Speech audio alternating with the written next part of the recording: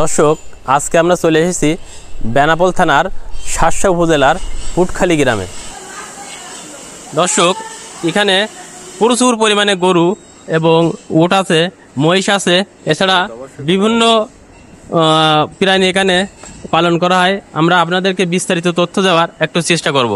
দর্শক, এই খামারের পরিচর্যা করেন একজন ভাইয়ের সাথে আমরা এখন কথা বলবো, বিস্তারিত তথ্য আপনাদের তুলে ধরার চেষ্টা করব। আসসালামু আলাইকুম ভাই। ওয়ালাইকুম আসসালাম রাহমাতুল্লাহি ওয়া বারাকাতুহু। আপনি কেমন আছেন? আলহামদুলিল্লাহ ভালো আছি। ভাই, এই ফার্মে আপনি কি দায়িত্বে আছেন? এই ফার্মে আমি গরু খাওয়ানোর দায়িত্ব, তারপরে গোবর টানা, এসবগুলো দায়িত্বে আছি। আচ্ছা আচ্ছা, আপনার এই যে ফার্মে অনেকগুলো তো গরু দেখছি আর অন্য অন্য প্রাণী দেখছি।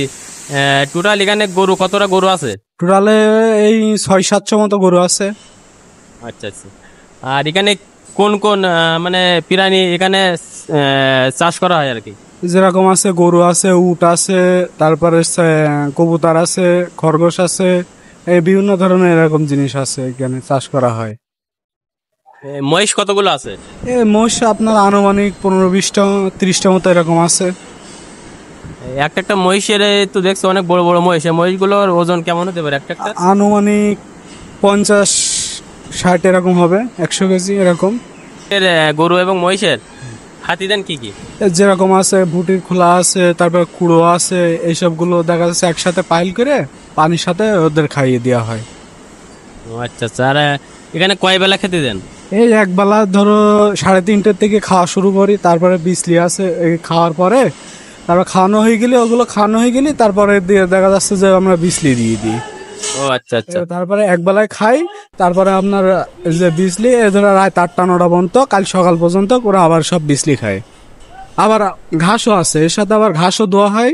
ঘাসের সাথে সাথে এই যেরকম গাই গরু আছে, গাই গরু দুধ গাই দেওয়া হয়। তারপরে বাছুর আছে 4টা এর ভিতরে, ঠিক আছে। তো ছোট ছোট বাছুর এর ভিতরে ঘুরে বেড়ায়।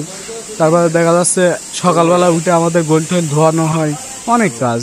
ও আচ্ছা আচ্ছা, সারাদিনে মানে এখানে কতজন নিয়ে যেতে থাকে সারাদিনে? এই যে গরু ছাগল আছে বা মহিষ আছে, এখানে টোটালে ফার্মে কতজন লোক নিয়ে যেতে থাকে? টোটালে সবসময়ের জন্য আপনার মনে করেন যে 16, 17, 18 জন মনে করেন সবসময় থাকে।